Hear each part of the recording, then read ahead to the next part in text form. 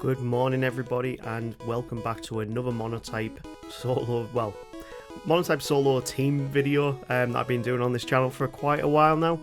This is episode 6 of this series, and yeah, this time we're going with a flying type only run.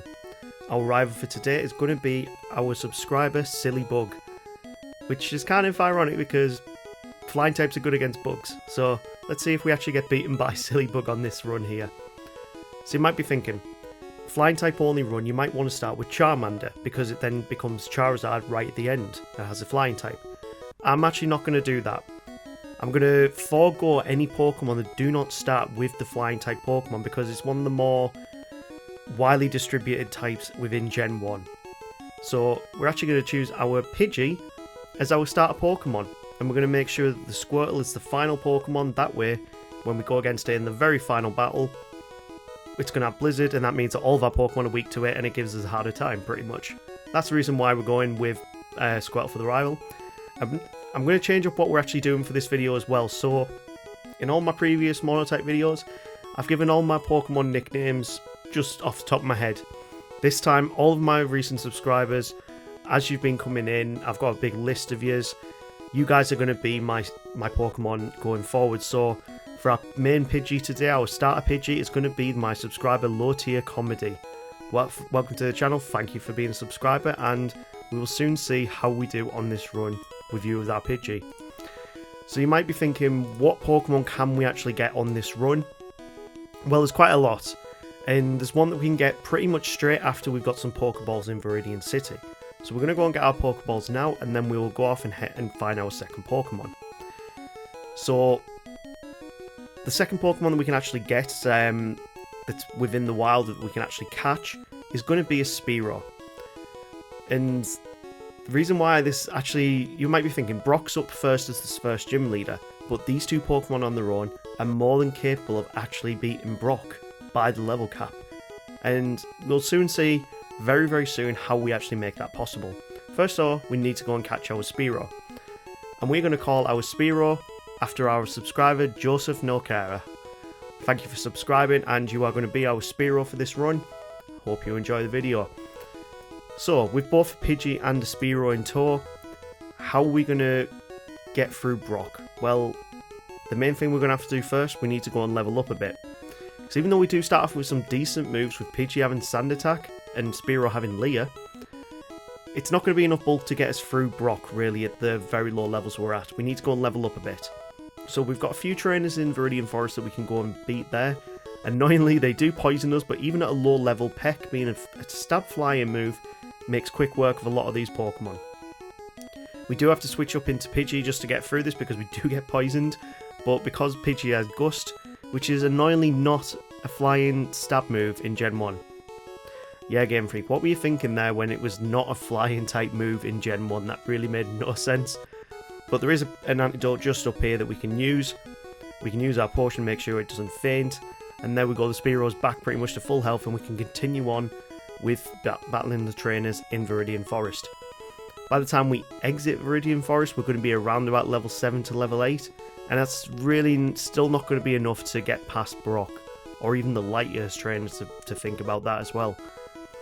So what we're going to have to do after this, we've beaten all of the trainers that we can, we're going to have to go back and face Silly Bug on the west of Viridian. It's an optional battle, which is usually why most YouTubers call it Rival 1B. And it's just a little bit of a chance to get a bit more experience before we have to go and train up against wild Pokemon. Spearow has now got to level 8, and we've now got a decently okay team, but we do need to go back and we need to beat the rival here. So, a few more rules about this run that I'm doing that's a bit different to some of the others. You might be thinking about the Pokemon that you actually can get in Gen 1. And there's a few that you can get, but they do get the flying type upon evolution, which is why we're not using Charmander for Charizard. And I'm also going to forego getting any in-game trades at this point as well, because you actually can get a Farfetch'd as an in-game trade, but because it has those boosted stats and it's not one that you actually catch out in the wild, you have to go and trade for it. Because I'm not trading between different save games either, I'm going to employ that I don't actually get in-game trades within this run as well. We do lose our first rival battle against Sillybug there, and yeah, it was pretty much because I went in with the wrong strategy.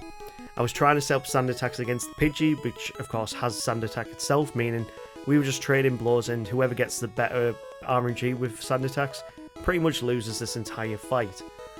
So we need to start off with the Spearow using Peck because it's our most powerful move right now, and then when Squirtle comes out we can switch into sand attack, giving us more than enough chances to get the Gusts in, get the Pecks in if we need to switch back to Spearow, and create an easier fight for ourselves.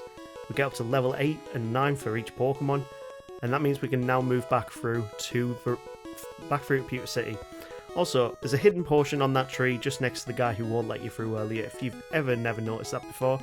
Little, it's kind of helpful because there's not many potions in that early game until you get to Pewter City, and you don't have much money to work with, so it's quite helpful, to be fair.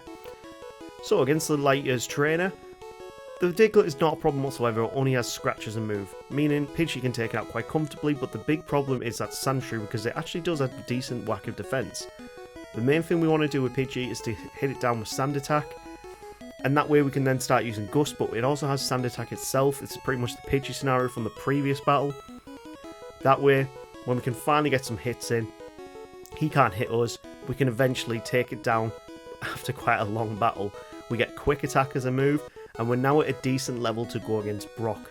Now you might be thinking, what are we going to do against Brock here? Well, I decided to go straight in with the Pidgey Sand Attack strategy. Once we've done that, we then switch into Spearow, and we use Growl to get its attack as low as possible. That way we can then start using Peck because it's a stab flying move, and it should do a tiny bit more damage than actually using the likes of Quick Attack or Ghost. Either way, have that Sand Attack and the Growl combo means that we can actually deal enough damage to get it down. When the Onix comes out, we just Sand Attack it down, so it's going to do barely any damage to us. We're going to then use Leer to get the Onix's defense down as low as possible, and hopefully, at this point, it's not going to use Bide or Tackle and actually hit us. Unfortunately, in this attempt though, we run out with Gust PP and we do get hit too many times by the Onix, so we need to try this again. Reason why it is going so fast on your screen right now is just because these battles took so long with the setup. I just sped up to 300 times speed to get through these, and you're not sat here for 5 minutes just watching the same fight. But on the second attempt, it actually became a lot easier. We got better RNG, we took down the Geodude quicker, and we had full well, pretty much a lot more HP to work with when it came to our Pidgey. We can switch back into the Spearow. Using Leer, it means that we can deal more damage out with any of our attacks, and Peck can do a lot more damage because it's got a stab bonus on it. And you can see there, it takes down our Spearow, but Gust is more than enough to get through this. The more annoying thing is it does have Bide, but we get enough Gusts in to finally get the win against Brock on the second try. And that means we can now move on to Mount Moon, where we can pick up our third Pokemon of the run, which is, strangely enough, a Zubat. Zubat is a poison flying type, meaning it does fit our criteria for this run. And we can pick up our third Pokemon, and we're going to name this one... Ooh, what should I call this one? It is Imperador Lancaster, who was one of the subscribers that I gained from the month of Retro Brown. Thank you for subscribing, and I hope you don't mind being a Zubat for this one. Zubat is actually a fantastic Pokemon, and I know that, yeah, it doesn't seem like it's going to be a great Pokemon, maybe in a solo run setting, but in a team setting, Zubat and Golbat are actually going to be one of the most key Pokemon to this entire run. It gets some variation with its moves, meaning that we can actually have a bit more variety in the moveset that we put out. I mean, Zubat's and Golbat's movesets are very shallow, but there's some key moves that we do get in there which make this very possible, and a lot easier than you might think. We beat the Super Nerd very easily, pick up the Dome Fossil because I usually pick up the Helix Fossils, time for a change, and we move on to Cerulean City, where we go against Sillybug on Nugget Bridge. So we've got decent levels now of our Pokemon, we're all very underleveled compared to his team, but we have got some pretty good moves to work with. So Zubat has got Supersonic, meaning we can then switch back into our Pidgey, which hasn't evolved yet, and we can Sand Attack this Pidgeotto down, meaning we can get through one of the more annoying Pokemon without taking too much damage. We We do lose Pidgey on the way, but the sand attack has been set up, which is perfect. And now we've got Bite.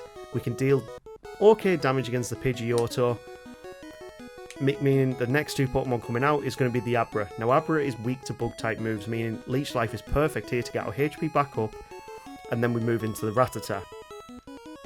The Rattata is not too much of a problem. It does hit hard, but if we can confuse it, get some bites in, then it's a pretty easy Pokemon to take down. We haven't even brought out Spearow yet.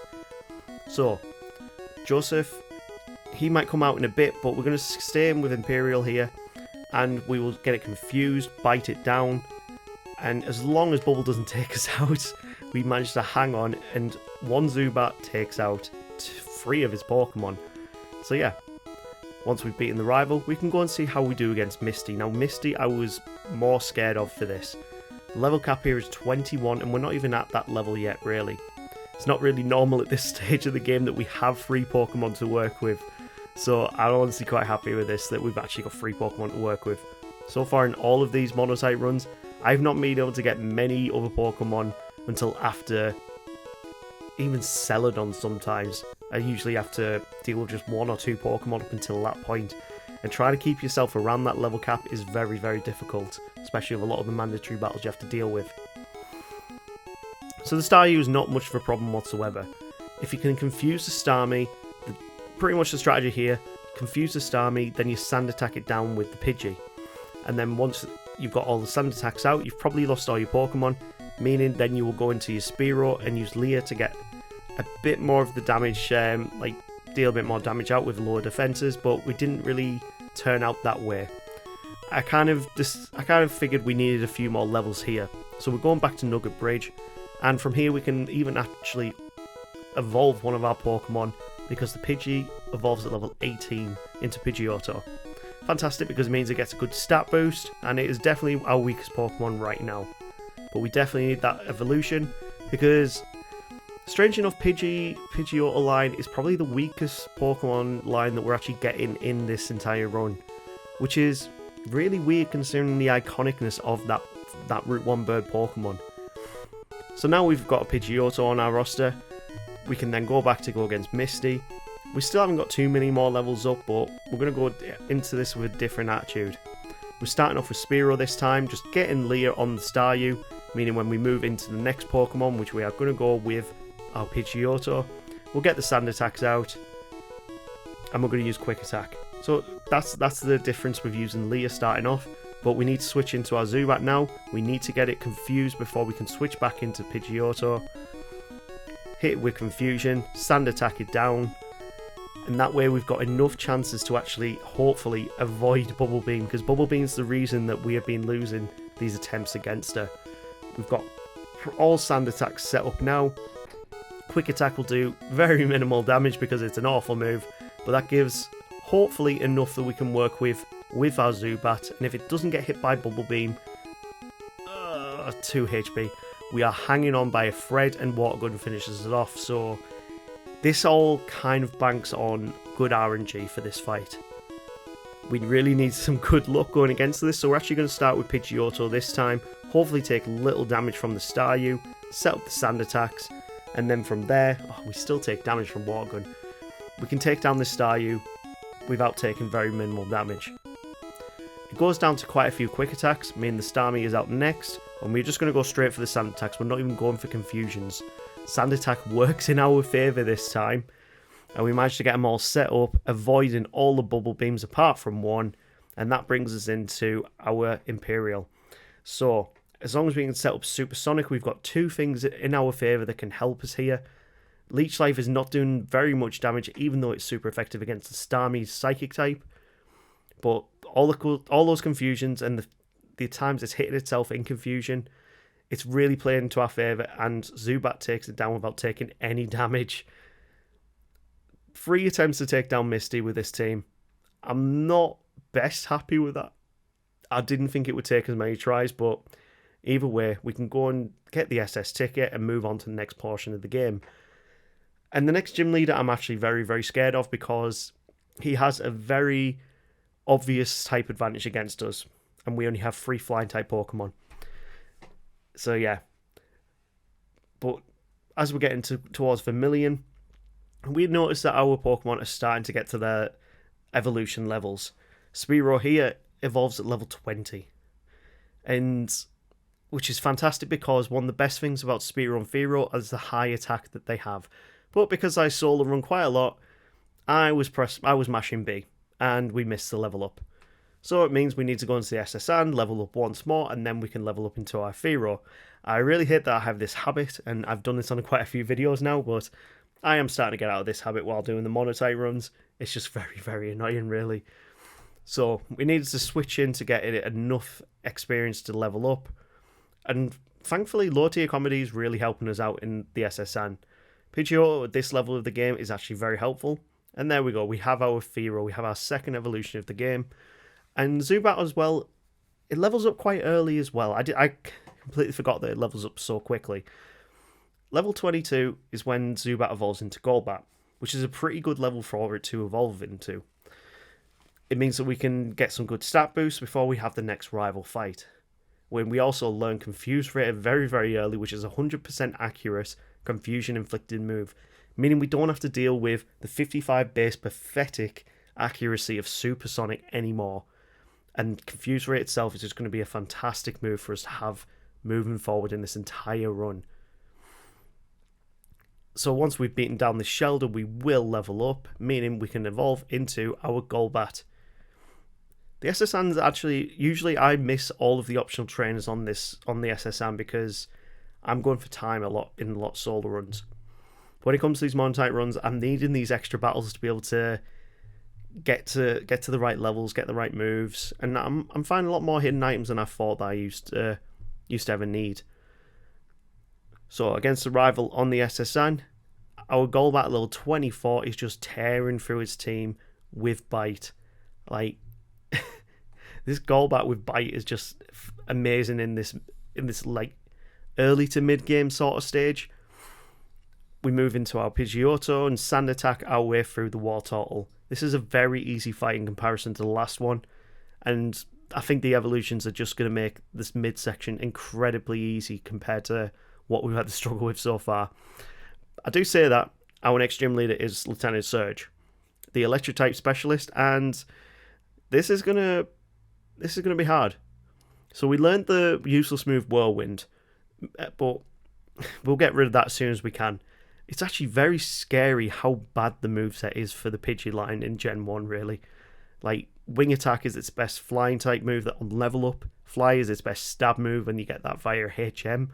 After that, there's not really any good moves you can get. You could get Sky Attack, but yeah, it's not great. It's not a great time to be a Pidgeotto. And the biggest problem with this Raichu, as soon as it uses Thunderbolt, your attempt is pretty much gone. You need to hope... Oh, wow, we actually tanked a Thunderbolt there. That's very interesting. But annoyingly, a Thundershock hits, and if it hadn't, we'd have won first time against Surge there. He's promoted himself again. He is probably a captain now. I've lost to him quite a few times over the last couple of videos. But anyway, we can do this at the level that we're at. Basically, what we need is a little bit of luck, and for Sand Attack to work in our favour. We need to take no damage from that Voltorb, and then we can switch into our Fearow, who can use Fury Attack. Thundershock hit, and we got paralysed. That's not good. Fury Attack's alright. Basically, a 2-hit can pretty much take out the Pikachu. But we needed to do a little bit more chip damage on the Raichu before it came into our Pidgeotto, where we can get a couple of Sand Attacks off, and then he starts missing, meaning we can get our full Sand Attacks onto that Raichu. And as soon as we can do that, we can pretty much get through this entire fight. So, we are going to use Bite and then Confuse Ray. We want to make sure we can deal as much damage to it as possible, give it as many buffers as possible before it can even do damage to us, and it finally takes itself down in confusion. Strangely enough, I never realised starting this run that Pidgeotto would pretty much be our stat setter in a way for this entire run. Just the utility of having Sand Attack made it so crucial in a lot of fights. Fearow would just be an absolute glass cannon sort of approach. It would just go for big damage. Golbat, again, would be a condition setter by using Confuse Ray, by using Bite and chipping down. There's a lot of good moves that Golbat actually gets in a team team sort of scenario. At the rival at Lavender Tower, we have skipped ahead a little bit here. Rock Tunnel was pretty... yeah, it was pretty meh. There was not really too much good footage in there. Either way, we're at Lavender Tower now, and we are against the Execute here, who's just getting decimated to leech life. Kadabra as well is just going to get decimated to leech life. It takes off half its damage, and Golbat again is just sweeping through the rival's team. I can't believe how good this Golbat actually is. And I've not used any stat boosting items yet. I haven't even got to Celadon at this point. We beat the rival first time. This generally is a very easy rival fight. And we move on to get one of our most important moves of the game, which is going to be the HMO2 Fly. Because we've got a lot of flying Pokemon, this Stab HM move is going to be perfect for both Pidgeotto and for Fearow. Perfect because there's barely any good flying type moves in Gen 1. Sky Attack is a 2-turn move, which, if you know anything about my channel, I really don't enjoy using 2-turn moves because pretty much if it's 150 over 2 turns, it's basically a 75 base attack. And yeah, out of the two, Fly is more available than Sky Attack, so I'd rather just go for Fly, and it gives you that chance to avoid any moves on the time that you fly up. So yeah, Fly is definitely a much superior flying type move in Gen 1 in my opinion. But let me know in the comments what you think is the best flying type move in Gen 1. It's definitely not Wing Attack at 35 base power, I'll tell you that. Peck is more powerful than that. We sweep through Erica's team with just our Fearow because we've got the type advantage for one of the first times in this video against the gym leader. Now, we can go against Giovanni here, and this is the reason why we went against Erica first. So Giovanni has got 2 Rock-type Pokemon, which is not a good matchup for our team. Golbat can learn Mega Drain. This is one of the key moves in this entire run that made Golbat just fantastic, really. Just having one Grass-type move that could actually do damage, and it recovers your HP as well. Yeah, this made Golbat one of the MVPs of the run just for the fact that it could learn Mega Drain. It was a fantastic move, gave us the type variation that we needed, and we can beat Giovanni with little effort whatsoever. Now we've opened up the game a little bit, I'm actually going to route back myself to Pewter City, because in Pewter City we can go to the museum and we can pick up the Old Amber. I think you know where I'm going with this one, because later when we can get to Cinnabar Island, we can actually get Aerodactyl on our team. Because it is a rock-type flying Pokemon, giving us more type variation to the team. Not in its moves, just in its typing. But it's going to be a fantastic member to the team when we can finally get to Cinnabar Island. But it's not the only member of the team that I want to go and get now. We are going to go and pick up our 4th member once we have got past the Snorlax. And we are going to go head down to Fuchsia City where the Safari Zone is. Because there's one Pokemon in there that we haven't picked up yet. But we don't even need to go in the Safari Zone for it, because you can actually find in this patch of grass a Doduo, which is, in my opinion, a really underrated Pokemon in Gen 1 because you get it so late into the game. Like, we're in the mid-game right now, and you are getting a Doduo at level 28 when it evolves in a couple of levels. It's kind of pointless that you get it this late in the game, but it's a good addition to the team now because, like Fearow, it is a bit of a glass cannon. It hits hard, it gets Tri-Attack, and it is just going to give us a bit more to work with our team. So now we need to name our newest member of the team. So this one is going to be named after Silly Insane Gamer, one of my newest subscribers as well. Hope you enjoy the video and thank you for subscribing. That brings us on to Koga. Now we've got 4 members in our team now to work with. Doduo will level up in a few levels time, but for this battle, literally it is just going to be getting down the attack of his Pokemon using Growl. Peck is not going to do much, Fury Attack's not going to do much, and at this point it can't fly either. So, it does get poisoned as well, so we're literally just getting its stats down, and we're just going to take a little bit of chip damage before we move into our other Pokemon. This brings in our Imperial, and of course we're going to Confuse Ray, and then we're going to Leech Life. Leech Life is not doing very much damage. We are very underleveled for this Koga fight. We're only just hitting level 30 really with our entire team. And his best Pokemon is at level 43. So yeah, we're a bit underleveled, and that's going to be a bit of a problem. So we're going to try and dodge as many of his attacks using Fly. If we could poison them, that would be perfect, but unfortunately the Muck has had 2 X attacks, and Sludge is a one-shot attack on us now. We're going to use Wing Attack to try and do a bit of damage, but it's not doing much, so we're going to try and fly and just evade as much as possible, getting through with low tier comedy. And after quite a long time and a really long battle, low tier comedy finally does get the hit that takes down. After, well, it doesn't, because it gets sludged down the ground, meaning everything is now on Imperial, even though it is it's 11 levels lower than the Wheezing of Koga. We're not in a great position here. Basically, we want Bite to work in our favour, we want Leech Life to keep our HP up, and we need Confuse Ray to make sure it doesn't attack us. It's annoying that they are using so many X attacks, but we managed to get through the Coffin without taking any damage, leading us onto the Wheezing. Now, this is where it all goes south. If we'd had just one more Pokemon in our team that was still alive, we could have called that a win because we still had Pokemon on our bench. But Golbat was our last Pokemon there, so we had to take an L there and move on to the next attempt. So this time we went straight in with low tier comedy to set up the sand attacks. That means we're not going to take too much damage from the very first Coffin and lose a Pokemon like we did last time. We're going to switch into Imperial now because it is easily our best Pokemon for this type matchup. This is why I said Golbat was easily the MVP of the run. It's phenomenal Pokemon. And yeah, even in Gen 1 standards, I really do rate a Golbat. I really do. It's actually really going up on my tier of like favourite Pokemon, I'll be completely honest with you. And as we beat each Pokemon, we switch back into low tier comedy. And we're just going to use the sand attacks to make sure that the evasion on their side is as low as possible. And then when we need to, we'll switch back into... Well, we're switching back into Insane Gamer here because we want to get a little bit of experience on it before moving on to the next Pokemon. Because the evasion is so low, we've actually got a chance to get through this fight without taking too much damage. But unfortunately, the X attacks have given Sludge its massive amounts of power again. And we're not in a good position again. Sludge is doing a lot of damage, even on Golbat, who does have the type resistance. And we're going to have to rely on Leech Life here to get back some HP.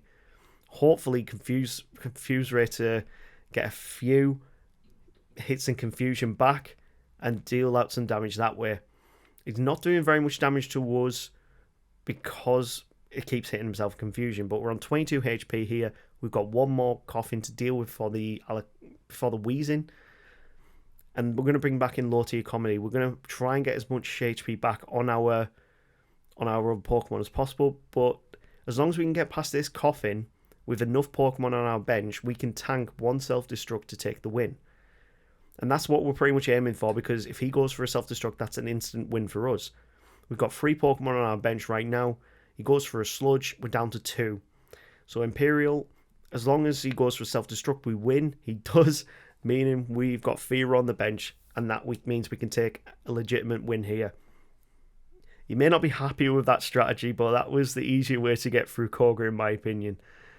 That brings us on to Saffron City, because we need to go and try and get a Surf user. And we're going to go for Lapras first before we go over to Cinnabar. But this also means we can go and train up a little bit in the fighting dojo, because we have got the type advantage.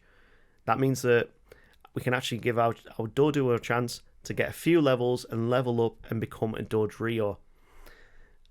I always found Dodrio very, very awkward. Like, why does a bird have 2 heads? It's I can't remember. There's something in the Dex entries that talk about why it's got 2 heads. I think it was like in one of the more recent generations Pokédex entries. It actually says the Doduo's like 2 heads is a mutation, and a very recent mutation as well. So maybe a few hundred years in the past of this game, it actually only had 1 head. And yeah, who knows? This is Pokemon.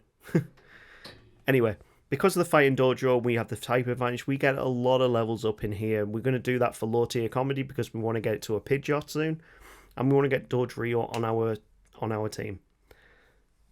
So once we've beaten the entire fighting dojo, we can move on to Saffron. And from here, Insane Gamer has also picked up Drill Peck, which is a fantastic flying type move in my opinion. You know, I said Fly was the best flying type move. No, it's honestly Drill Peck in Gen 1. It's only a 1-turn move and does 80 damage. So yeah, Drill Peck is a fantastic flying type move and the best in Gen 1 in my opinion. It sweeps through this entire Rockets team, and we can now evolve our Doduo to Dodrio. That is a mouthful to say. Doduo to Dodrio, yeah. This gives us a chance to go against Sillybug for the next time. I'm starting off this time with our newly evolved Dodrio. It takes 3 Drill Pecks to take out the Pidgeot, but we are getting sand attacked. We do take it down, but we've been sand attacked a few times, so it's worth us switching to get rid of that accuracy drop. We switch into Fearow, who again has Drill Peck now, meaning the Growlithe goes down really quickly, so does the Execute in 1 hit, and we've got 2 very powerful attackers on our moves on our team right now. Drill Peck is just tearing through Rival 5 here, and we're on to the final Pokemon. Basically, it's going to be a few Drill Pecks to take it down because Blastoise at this point doesn't have an Ice-type move, but we take an easy win, and we can move on to Giovanni again. We can pick up our Lapras as well, meaning we now have a Water-type Pokemon to go over to Cinnabar with, but Giovanni is standing in our way. So, we're going against the Nidorino first, and we're going to send out low tier comedy because it's still quite low leveled here and I haven't evolved it yet. We want to get up to level 36, which is when it becomes a Pidgeot. And even this Nidorino has given us a few problems. This is how bad Pidgeotto and the Pidgeyline's attack really is, in all honesty. I know I've done a solo run with Pidgeot so far, and it was alright, but that was the Pidgeot starting off at level 5. We are starting off as a Pidgey level 5, going through the evolutions as well, meaning our stat gains aren't going to be as good as if we started level 5 with just a Pidgeot. And it's a bit of it's a chew on. It's a good thing we do have Golbat with Mega Drain, meaning all of his Rock-type Pokemon are going to be very, very easy. And that brings us through to the Nidoqueen. Now, we do have Leech Life, which is super effective against it, but I just wanted to see how much damage we are doing compared to it. We are very low leveled for this fight, really. We're just sort of reaching level 35, and we've got one more gym lead to go before that level cap increases again. Imperial goes down, bringing us back into low tier comedy, and one quick attack gives us the win. That's first time victory against Giovanni and Silphcore, and that brings us on to Sabrina. Now this is going to be a weird fight. We know we've got one Pokemon that is not very suitable for this fight, and pretty much all of her team are quite hard hitters. Well, the Kadabra and the Alakazam are massively hard hitters with their special stats. Low tier comedy gets up to level 35 going into the Mr. Mime, and this is why I've kept Sand Attack right from the beginning. It's such a good move to have on your team. The worst thing about this fight was the fact that Mr. Mime started setting up both barriers and light screens, meaning we're not going to deal out as much damage, even though we don't deal out much damage whatsoever anyway. I mean, that's how much damage Fly and 90 base attack move with Stab is doing onto a Mr. Mime. Yeah. Venomoth, it's not a great Pokemon. I really don't understand why it's on Sabrina's team, in all honesty. It's not a Psychic type Pokemon, it's a Bug Poison Pokemon. It would have been a great scenario to have her have a Hypno on her team. I mean, she's got Mr. Mime. Why can't she have Hypno or Jinx? It made no sense to me. That brings us on to the Alakazam, who, as long as we can keep it confused, it doesn't hit us with Psychic or Psy Beam, we should be okay. But we get hit by a Psy Beam, and yeah, our special is just not great on any of our Pokemon. We get a critical hit, which Alakazam will get a lot of, because in Gen 1, your speed is based off, well, your critical hit is based off your base speed. So if you've got really, really high base speed, like a Persian does, you're going to get a lot of critical hits. If it's low, like a Slowpoke's, you will barely get any critical hits. But we beat Sabrina, and we can finally move on to Cinnabar, meaning we can get our final team member of the run.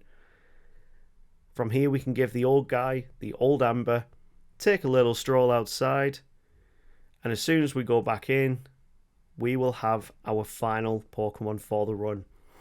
And quite aptly named, we're going to call this Pokemon, after one of my subscribers, the Black Dragon. So, it's going to be the Black here. I hope I don't get I hope I don't get flagged by YouTube for that. But Laugh the Black is going to be our final Pokemon for the run as our Aerodactyl. And considering the full profile name is La the Black Dragon, I thought that was very apt for an Aerodactyl. So yeah, I hope you appreciate that. Hope you enjoyed the video, and let's go beat Blaine. So even at Blaine, we still have our Pidgeotto. It's level 35 here. One more level will get it up to being a Pidgeot. But Aerodactyl joins at level 30, meaning we're going to have to put a bit more of XP into this Pokemon right now to bring it up to the same level as our other Pokemon. It actually, in this gym, does ridiculously well.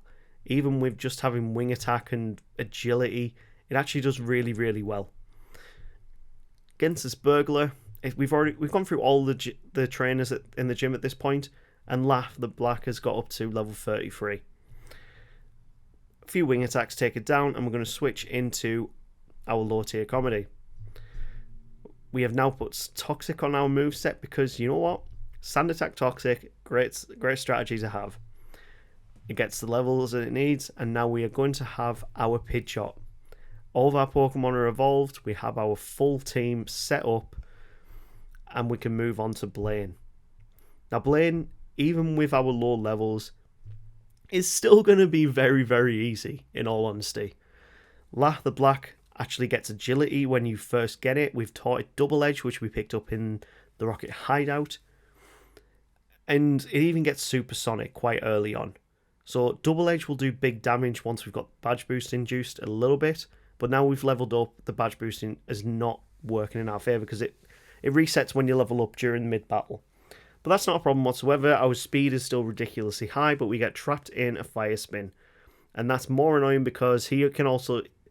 There's a weird bug with Gen 1 where Blaine will actually use Super Potions even though he's not supposed to when he's using Fire Spin. It's really annoying because you will continue taking damage, but he will continually use a Super Potion to recover his HP. It's really, really annoying when it actually gets stuck into that. So we're going to bring out our newly evolved Pidgeot here. We're going to set up our Sand Attacks, we're going to set up our Toxic, and we're going to show you why this strategy works so well. So he has not been able to hit us whatsoever, apart from that takedown. But Toxic, because it badly poisons you, it does more and more damage every single turn. Now if we couple this with Fly, which is a 2-turn move, there's 2 turns where he's taking more and more poison damage. So Fly, Toxic and Sand Attack is actually a great combination of moves to be using. Meaning our Pidgeot has now increased its viability in any of these fights. We take a win against Blaine and move on to Giovanni, which of course is going to be an easy sweep for our Golbat with Mega Drain. Because we've got Confuse Ray, we give ourselves an opening to actually deal out some damage. Mega Drain can recover our HP. He uses Growl of all things for Doug Trio, and then hits himself with Confuse to take himself out. The Nidoqueen, the Nidoking are going to be the more annoying Pokemon to take out. We need to get them confused, and then Leech Life actually will recover us some HP. It's not doing too much like recovery, but we are level 38 compared to his Pokemon being level 44 and level 45, so I'd actually say we're doing very, very well considering we don't have the level advantage. We take down the Nidoqueen. We've got about half HP to work with here, and we have used a lot of Leech Lives. Basically, I want to keep our Golbat alive until that Rhydon, because if we can get to that Rhydon and use Mega Drain, that's an easy win for us. So at this point, we are going to switch into Aerodactyl. We're going to use a Supersonic to confuse it. And because he's using Tackle It and we're a Rock-type Pokemon, it's not doing very much whatsoever. Not any of the moves that Nidoking can do too much damage to us, meaning we can quite leisurely take it down. La the Black takes down the Nidoking. We're going to switch straight back into our Golbat, who uses a Mega Drain. Recovers up to half HP. We take a big stomp, it takes out nearly half our HP, but we take down the Rhydon level 50, and we haven't even touched level 40 yet. This is a decent team. Like, flying types are actually really... Even though you don't get many good moves on any of these Pokemon, the ones that are good moves really do count, and they make this a really enjoyable challenge to do. I mean, I don't think anyone would discount right now that it isn't possible to to complete this entire game with just flying type Pokemon. We've got enough to work with. It's just how we go about these videos that makes these videos interesting, in my opinion. And that's the reason why I do it. I mean, I think I had a comment on the bug monotype video a while back, which garnered quite a lot of controversy, I would say. Someone commented saying the video was pretty much pointless. Like, of course you can do this with a bug type, like a bug type team. The game's been out nearly 30 years. Of course, 25 years maybe. Yeah, of course people have figured out how to do it with every single type by now. Pretty sure people have done it with every single type in every single generation. What makes these videos interesting is how people go about doing it, not the fact that we can actually do it. I'm sorry if it's misleading with the title I put for these videos, but either way, that's how YouTube works. If you want to get people to view your video, you put something that's going to entice them in. That's it. If you want to have a go at me for that, comment section's there. I'll give you the reasons why. Either way, I've talked over most of this fight here, and we've just got completely decimated by Silly Bug's Alakazam. Our levels here are not enough to make this pot viable. The level cap here is level 56, and I really don't want to get up to level 56 to do this. So I'll go up a couple more levels, and we're starting off with a different team setup. So first off, we're going off a Golbat. That way we can confuse it, hopefully get enough bites in. Because the Pidgeot has got agility on its moveset and we're poison type, it would only use agility on us. Next up is the Rhyhorn, which goes down to a Mega Drain, or 2. That brings us on to the Growlithe. Now we're going to switch into Lad Black here. Because we've got the Fire type, we're Rock type and Fire types Rock resists Fire. We can take it down without taking much damage. Next up is the Execute, and we're just going to go for Double Edge here. The worst thing about this is, it doesn't even hit us with. We get the critical. Oh, Solar Beam did not hit us. That way, we've now got... which one should we go for? We should really... Maybe could have kept Quick Attack here. But we tank a Psychic. Fly does a little bit of damage. He goes for Recover. And yeah, I'm just going for the Hail Mary with Toxic, because eventually it's going to take down this Alakazam. So, next up, we want to use Fly and make sure that Poison takes more of an effect. We can chip away him with Fly, but either way, it's not going to be a one-hit KO. Toxic does its work, and we're on to the final Blastoise, where Drill Peck will just tear through this Blastoise. He lowers his head, so we go...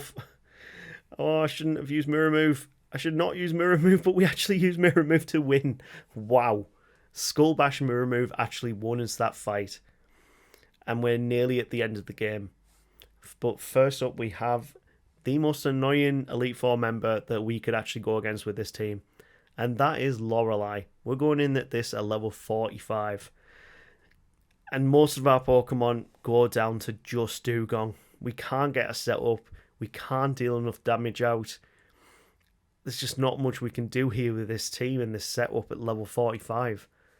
We finally take down the Dugong with a Drill Peck, and that brings us into the Cloyster. Now, Mega Drain would be perfect here. The main thing is actually getting a chance to use it, because Aurora Beam does massive damage on all of our flying type Pokemon.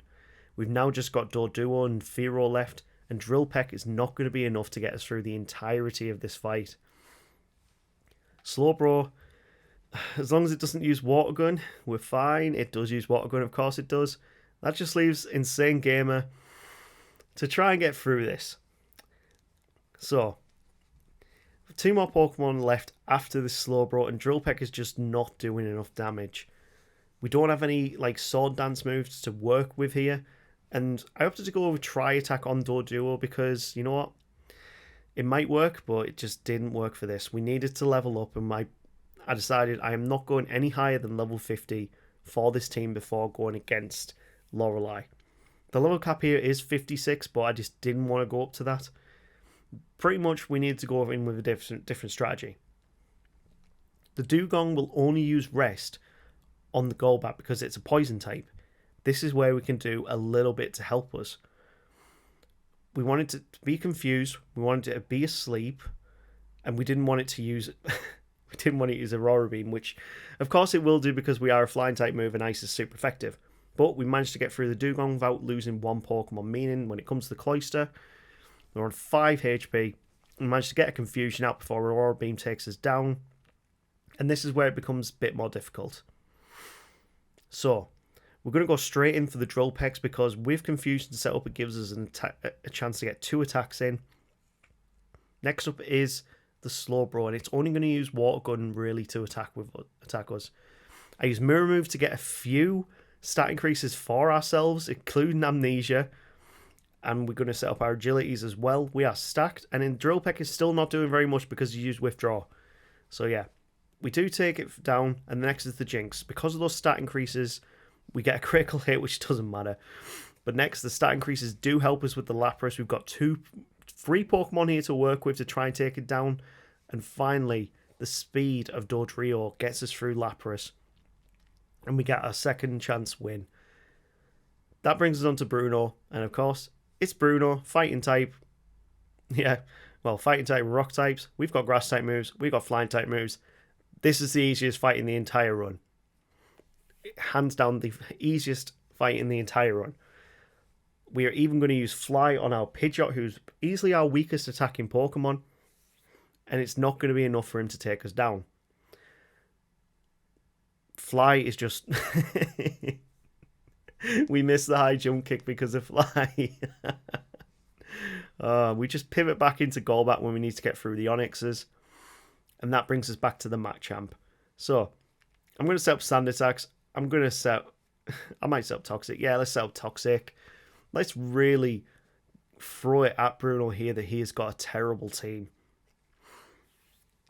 So, we take down Bruno, and that brings us on to Agatha. Now, Agatha could be a very difficult fight if it doesn't go our way on the very first Pokemon.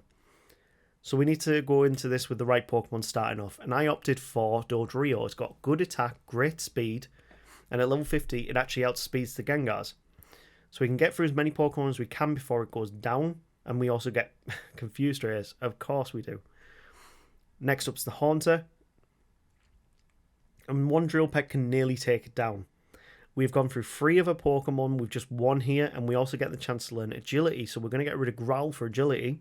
And that brings out the Arbok. Can we go 4 for 4 here with just 1 Pokemon? We get Paralyzed.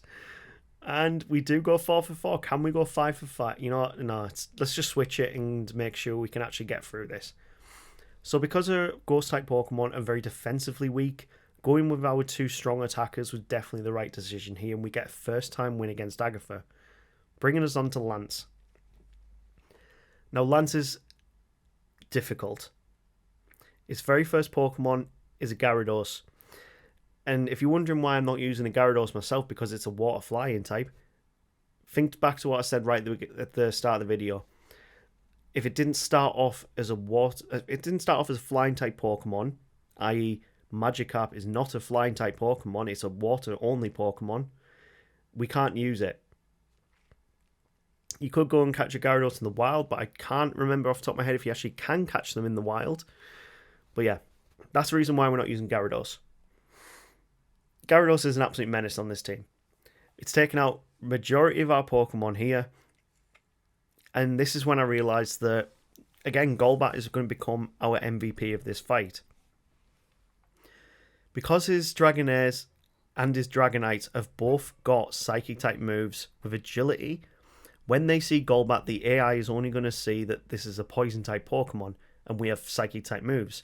Ergo, we should only use that move against this Pokemon, because that, for the logic of the system, means that that's going to be the best choice. So it means Golbat can go through 3 of his 5 Pokemon without taking any damage whatsoever. The biggest problem then becomes the Aerodactyl, who has Hyper Beam and can one-shot our entire team.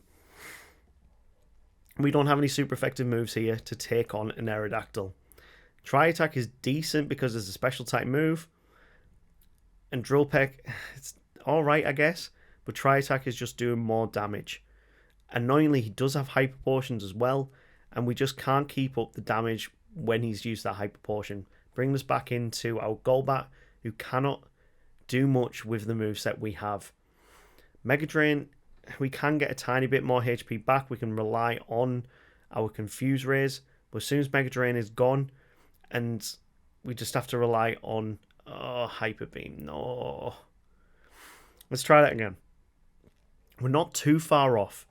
We're going into this one with low tier comedy first. We're going to set up the sand attacks, and then we're going to set up the toxic if we can. We don't get a chance to set up this time, but we've got them sand attacks set up, meaning we can go straight into Imperial, get the confusion off, and bite our way through this Gyarados. Bite, even though it's a 60 power move, strangely is one of the better moves you can have for a Golbat. We could learn Double Edge via TM, but I gave that to Aerodactyl because it's a better physical attacker. Bite is just going to be good for chip damage. That's all we've got it there for. So we've got through the Gyarados now, and we're onto the Dragonairs. These are going to go exactly the same as the last fight. They're only going to see that we're a poison type Pokemon instead of just poison flying, so they will only use agility on us, meaning we've got 2 easy fights here. If we didn't have much HP to work with, we could use this as a chance to get back some HP with Leech Life on Mega Drain.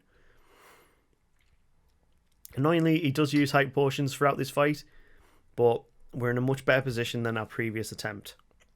So, Aerodactyl comes out, and pretty much we want to get it confused straight away. I want to chip away it with Bite, because pretty much if we can get rid of that first Hyper Potion, I've then got 3 other Pokemon to work with, but we need to keep Golbat alive for that Dragonite. That's what we should have had. Annoyingly, it didn't work out this way, and our Aerodactyl is on very low HP. We have taught Fire Blast, and it does take down the Aerodactyl. But to make this very easy fight, we actually needed Golbat. All of our other Pokemon are not weak to Psychic type moves. So we've got 2 Pokemon here to work with. So I'm going to use Agility myself. Let's Badge Boost a tiny bit, and that means we can survive a Hyper Beam. We can set up our final Hyper Beam. He goes for a Barrier. We go for Drill Peck, and we're hoping for a critical hit, which should happen every now and then with the likes of Fearow and Dodrio, because they are quite fast Pokemon. We get taken down to a Slam, and that just leaves us with our Dodrio. We're going to set up our Agilities again. And he doesn't go for Hyper Beam yet, so we go for a Tri Attack. It doesn't do much, but we get the critical hit that we were hoping for, and a final Tri Attack gives us the win. That was close, but we've got one more challenge ahead.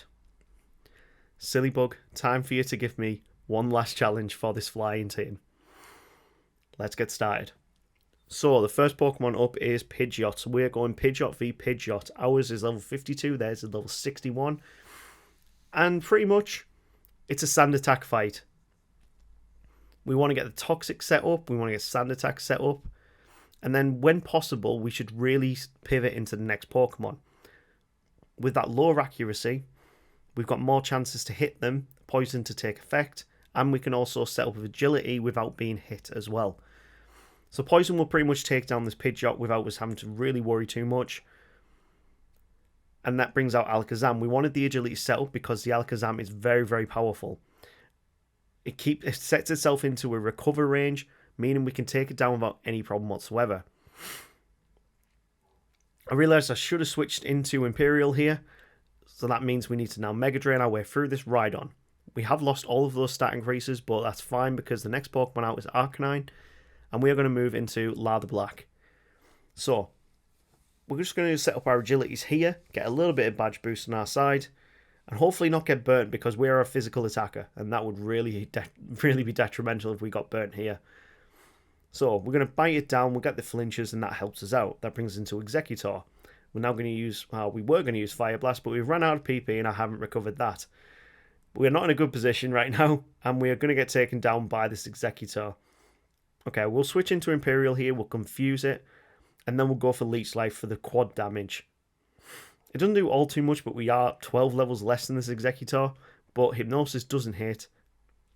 And that brings us into the final Pokemon, where we can use Confuse Ray, and we managed to tank a Blizzard from the level 65 Blastoise. How did we manage to tank that?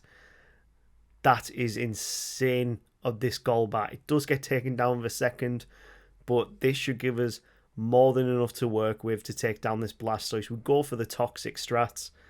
We're going to go for Fly. And low tier comedy, our starter Pokemon, has beaten the Blastoise. This was a very, very fun run. I really enjoyed myself with the flying type team. But that now brings up the next question. What time did we finish on? Which isn't really the most important thing, but we finished level 52 with low tier comedy the Pidgeot. With La the Black as our Aerodactyl. La the Black Dragon. Next up is Imperial Lancaster, level 51 Golbat. Joseph Nocera, the Firo. And last but not least, Silly Insane Gamer, the Dodrio at level 51. We did this at a time of 12 hours and 44 in-game minutes. Now I do this on 4x speed, so that's around about 4 hours of my life. So yeah, let's see what type we're going to do the next run with. Let's spin that wheel. And the next is the water type, which should be an easy run, if in all honesty. There is a lot of water types to work with. So let's see which team I build in the next video to make this possible. If you got to this point in the video, please like and subscribe, you legends, and we will see you next week with another solo run. Take care.